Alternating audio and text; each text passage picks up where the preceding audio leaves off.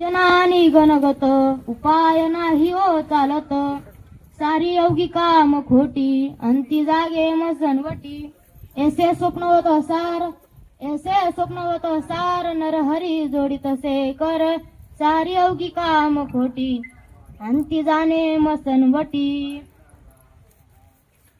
महायोग पीठे तटे विमरजन वरम पुंडलिका दातु मुनींद्र, समागिष्टतील तम तमानंद कंदम परब्रह्मलिंगम भजे पांडुरंगम. पांडुरंगा करू प्रथम नमन, पांडुरंगा करू प्रथम नमन, दुसरे चरण संतांची या संतांची न रवी याची मत देई, आणि तुझं काही न मागू देवा. प्रस्तुत प्राप्त प्रसंगी प्राप्त स्थरी प्रवचनासाठी निवडलेला अभंग हा संत नरहरी महाराजांचा 5 चरणाचा आजच्या सेवेसाठी अभंग निवडलेला आहे. या अभंगातून महाराज तुम्हा आपल्याला म्हणजेच नरदेहात प्राप्त झालेल्या जीवांना मरणासंबंधी काही उपदेश करतात. प्रवचनाला सुरुवात करण्या अगोदर अल्पसा पर्याय देणे माझं कर्तव्य आहे. आपले माझे किसन त्र्यंबक बागुल म्हणजे माझे आजोबा यांचं पहिलं पुण्य स्मरणानिमित्त माझं प्रवचन ठेवलं ते माझं परमभाग्य समजते. मी प्रवचनाला सुरुवात करण्या अगोदर मी माझ्या आजोबांबद्दल काही बोलणार आहे. मग प्रवचनाला सुरुवात करणार आहे. माझे आजोबा म्हणजे किसन त्र्यंबक बागुल खूप मोठ्या परिवारातील होते ते. त्यांना 4 मुली, एक भाऊ होता, पण देवाने त्यांना 6 वर्षापूर्वीच हरून नेलं. एक मुलगा होता म्हणजे माझे मामा, देवाने हरून नेला. त्यात माझे आजोबा खूप खचून गेलते, पण त्यांनी आपल्या परिवारात जपला आणि झटकत राहिले.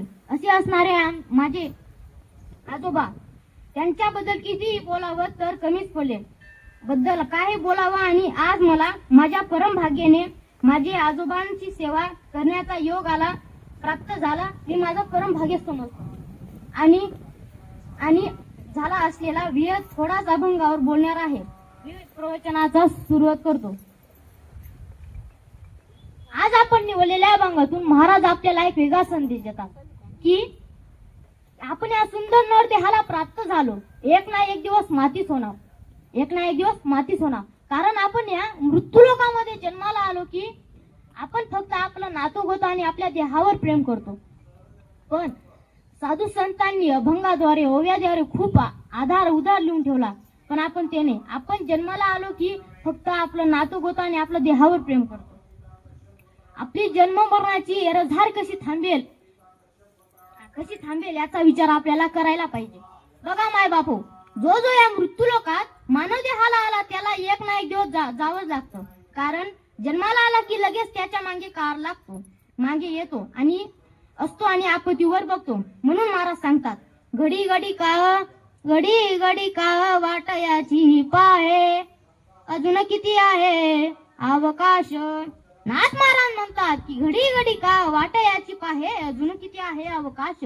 आपण मानव देहाला आलो की आपलं ठरलेलं आहे एक दिवस जाण्याचंच. कारण या ठिकाणी आपल्याला यावंच लागतं. कारण आपल्या पूर्वजन्माचे जे कर्म आहेत या मृत्यूलोकात साधू संतांकडे लिहिलेले असतात. पूर्वजन्मी पाप केले ते बहु विस्तारिले, विषय सुख नाशिवंत सेविता तिमिरी कोदते. 84 लक्ष येऊनी हिंडता दुःख भोगिले, ज्ञान दृष्टी हरपली दोन्ही नेत्र आंधळे. किंवा केले कर्म झाले तुझी भोगा, झाले उपजेले मेले ऐसे किती. नाथ महाराज म्हणतात, या अभंगात सांगतात, केलेले कर्म आपल्याला पुन्हा भोगायसाठी यावं लागतं. पण जी प्रक्रिया आहे ती काही सोपी नाही. मग मानवदेह सोडला की पुन्हा 84 योनी फिरावं लागतो. म्हणजे काय तर या विश्वामध्ये अनेक जीवजंतू आहेत, अनेक प्राणी पक्षी आहेत.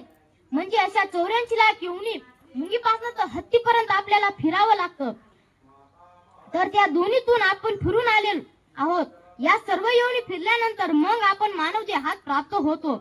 महाराज म्हणतात, या ठिकाणी पाहिला गेल्यावर माणूस सुद्धा अपेक्षेने जगत राहणार आहे. बघा, या ठिकाणी बघायला गेलं तर माणूस सुद्धा अपेक्षेने जगत आहे, पण त्याला सुख कशाच प्राप्त होत नाही.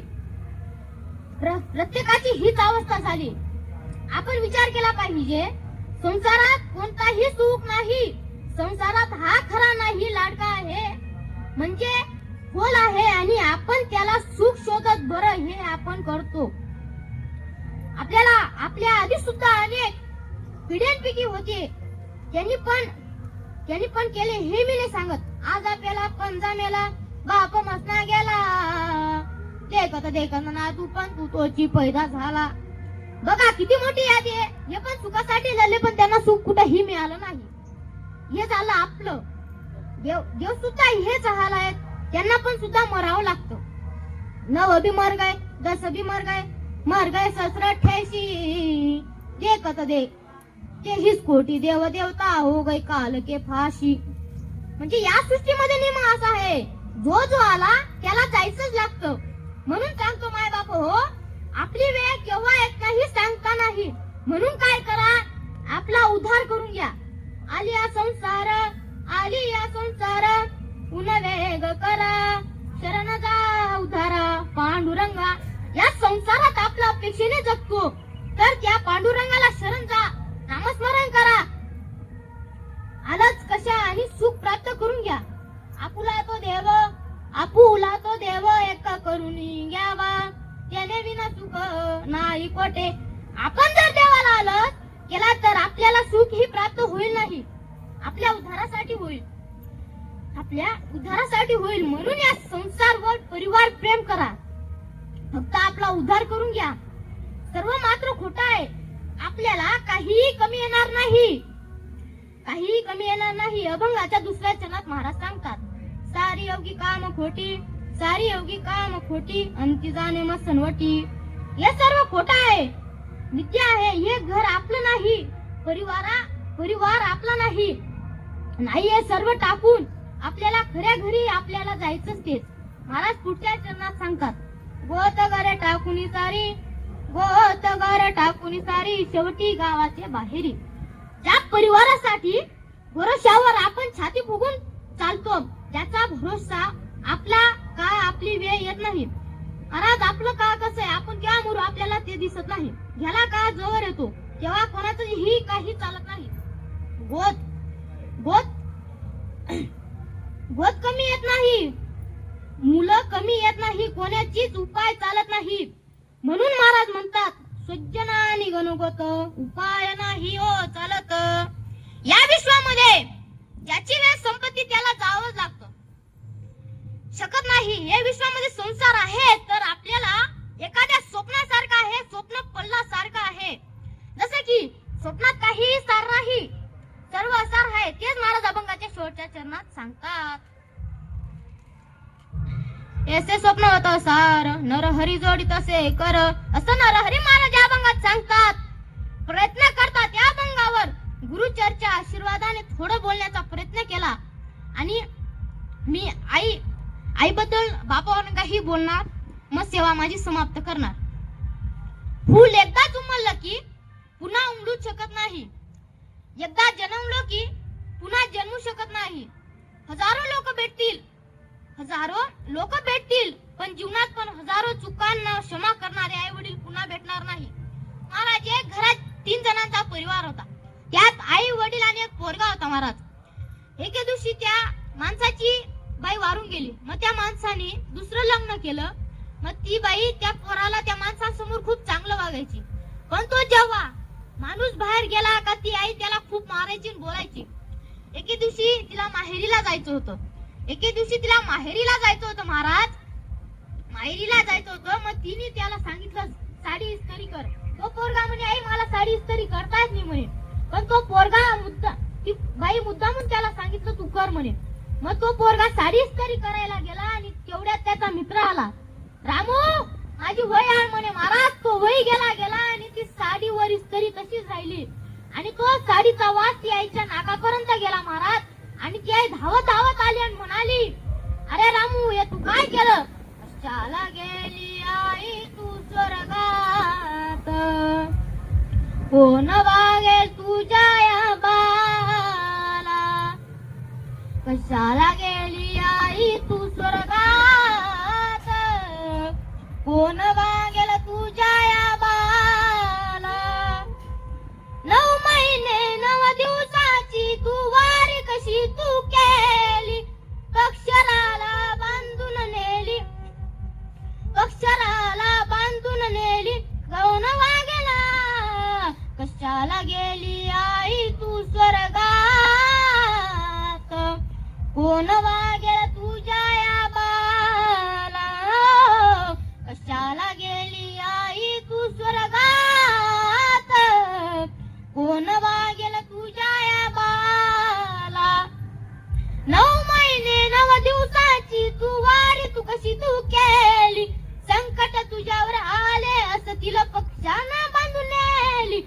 सोडून गेली तुझ्या या लडक्याला, हो, सोडून गेली तुझ्या या लडक्याला, कोण वागेल तुझ्या या बाला, कशाला गेली आई तू स्वर्गात, कोण वागेल तुझ्या या बाला. बाप म्हणजे काय आहे? बाप म्हणजे जगण्याचं माप आहे महाराज, परिवारासाठी थाप आहे, कधी रागवत तरी ही ज्याचं माप उपमा आहे तो म्हणजे बाप आहे महाराज. आई वडील आपल्याला इतकं पोसतात, आपण मोठं आपण घर बांधलं तर आईचं नाव टाकू, आपलं लग्न झालं तर बायकोचं नाव टाकू महाराज घरावरती, पण त्यांना काय माहिती आई वडिलांनी काय कष्ट उचलले. आज ते नवरा बायको नवीन घर बांधता आणि आई वडिलांना झोपडीत काढता, असं झालंय आत्ताच. माझ्याकडनं जे चुकलं असेल मला माफ करा, आणि माझ्याकडनं जे मुखातनं चांगले शब्द निघाले ते आमच्या गुरुंकडे द्या. आमचे शशिकांत महाराज, मोहन महाराज, सचिन महाराज त्यांचे आशीर्वाद माझ्या डोक्यावरती पडले आणि मी इथपर्यंत आलो. मोहन महाराजांनी आम्हाला एक प्रवचन लिहून दिलं, आमचे गावाचे मोहन महाराज. रामकृष्ण हरी.